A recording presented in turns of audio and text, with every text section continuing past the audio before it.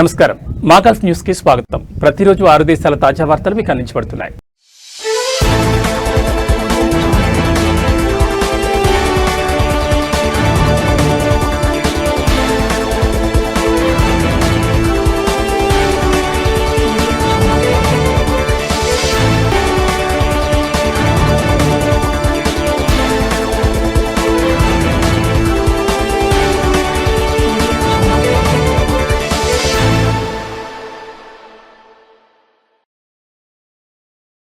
Oman ఆర్థిక మంత్రి Sultan bin Salim అల్ హబ్సీ Arab government excellence award అందుకున్నారు. కైరోలోని అరబ్ లీగ్ ప్రధాన కార్యాలయంలో జరిగిన కార్యక్రమంలో ఆయన ఉత్తమ అరబ్ మంత్రిగా సత్కారం అందుకున్నారు.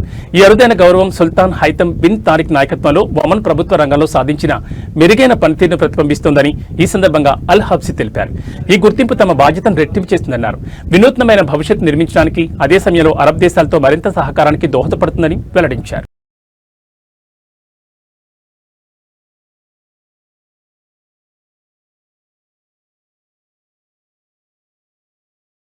His highness Sheikh Mohammed bin Salman bin Hamad Al Khalifa Ras హయాన్లోని హెరిటేజ్ విలేజ్ లో బహ్రెయిన్ ఫెస్టివల్ 5వ ఎడిషన్ ప్రారంభించారు. ఏటా దీన్ని సమాచార మంత్రిత్వ శాఖ నిర్వహిస్తోంది. అంతకుముందు షేక్ మహమ్మద్ బిన్ సల్మాన్ కు సమాచార శాఖ మంత్రి డాక్టర్ రంజాన్ బిన్ అబ్దుల్లా అల్ నోయిమి స్వాగతం పలికారు. ఈ ఫెస్టివల్ బహ్రెయిన్ అనేక రంగాల్లో సాధించిన విజయాలను ప్రతిబింబిస్తోందని, అభివృద్ధిని ముందుకు నడిపించడంలో ప్రజల అంకితభావాన్ని హైలైట్ చేస్తోందని షేక్ మహమ్మద్ బిన్ సల్మాన్ అన్నారు. ఈ వేడుకలు his majesty king Hamad bin Isa Al Khalifa దార్శనికతకు అనుగుణంగా ఉన్నాయని ఆయన పేర్కొన్నారు. జాతీయ గుర్తింపును కాపాడుకోవడంలో మరియు బహ్రెయిన్ చరిత్ర, భవిష్యత్ గురించి యువతరానికి అవగాహన కల్పించడంలో ఇటువంటి కార్యక్రమాలు దోహదం చేస్తాయని పేర్కొన్నారు.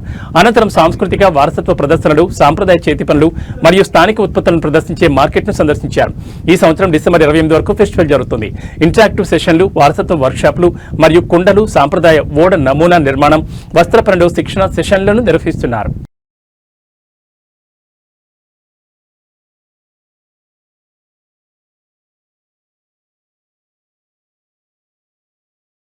కువైట్ టూరిజం ప్రాజెక్ట్స్ కంపెనీ అల్ మసీలా బీచ్ లో తన తాజా ఫియాస్టా సిటీని ప్రారంభించింది. ఇది పెద్ద సంఖ్యలో పెద్దలు పిల్లలను ఆకర్షిస్తోందని 20,000 చదరపు మీటర్ల విస్తీర్ణంలో ఏర్పాటు చేసినట్లు ప్రారంభోత్సవం సందర్భంగా ప్రాజెక్ట్ మేనేజర్ అష్రఫ్ మఖేరం తెలిపారు.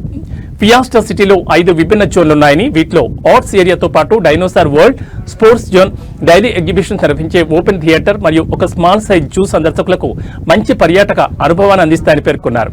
ఎంట్రీ టికెట్ల ధర 5 దినార్లని, అన్ని కార్యకలాపాలతో సహా 5 గంటల రోజువారీ స్టేజ్ షోలను ఆస్వాదించొచ్చని మక్రీం వివరించారు. ఈ ప్రాజెక్ట్ 4 నెలల పాటు సందర్శకులకు అందుబాటులో ఉంటుందని తెలిపారు.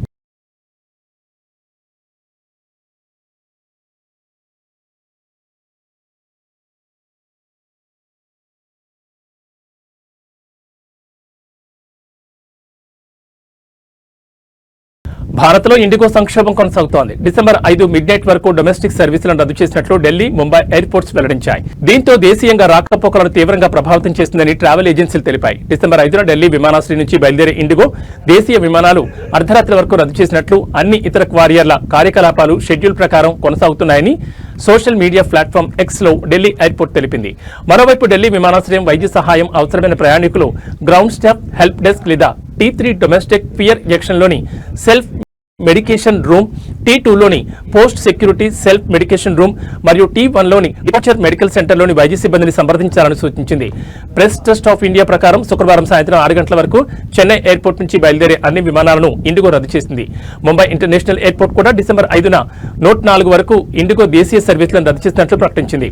అంతకుముందు రోజు సైతం 225 ఇండిగో సర్వీసులను రద్దయినట్లు ఢిల్లీ విమానాశ్రయం తెలిపింది. మొత్తంగా 500కి పైగా ఇండిగో సర్వీసులను రద్దు చేశారు. దీంతో దేశీయ ప్రయాణికుల రాకపోకలను తీవ్రంగా ప్రభావితం చేశాయని ట్రావెల్ ఏజెన్సీలు తెలిపాయి. ముఖ్యంగా ఇంటర్నేషనల్ ప్రయాణికులు ఇబ్బందులు పడినట్టు తెలిపారు. ప్రయాణికులు విమానాశ్రయానికి రాకముందే వారి ఫ్లైట్ సర్వీస్ స్టేటస్ ను చెక్ చేసుకోవాలని సూచించారు.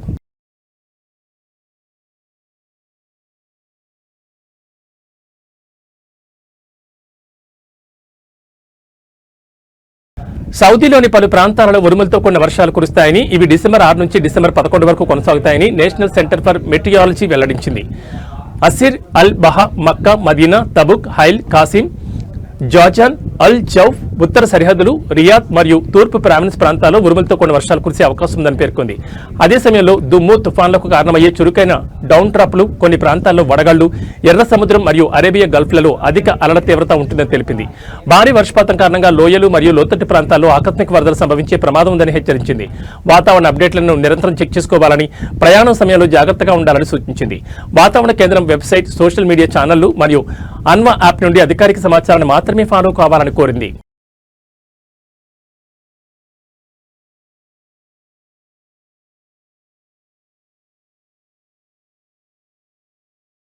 ఖతార్ ప్రతిష్టాత్మకమైన డైమండ్ ఎగ్జామినేషన్ ప్రోగ్రామ్ ను ప్రారంభించింది. Kimberly laboratory for diamond and gemstone testing లో ప్రపంచంలోని ప్రముఖ అధికార సంస్థ అయిన జిమోలాజికల్ ఇన్స్టిట్యూట్ ఆఫ్ అమెరికా సహకారంతో ఈ కోర్సును ప్రవేశపెట్టినట్లు ఖతార్ విద్యా మంత్రిత్వ శాఖ వెల్లడించింది.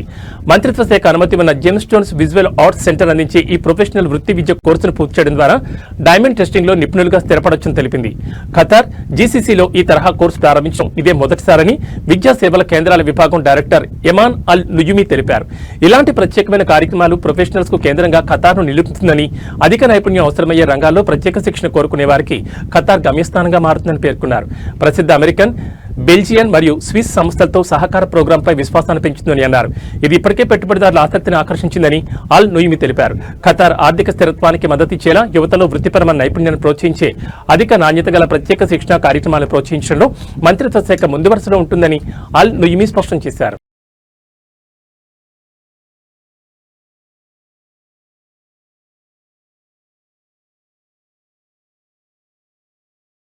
ఇవి మా కల్ప్ న్యూస్ విశేషాలు. మరో బులెటిన్లో మళ్ళీ కలుసుకుందాం. నమస్కారం.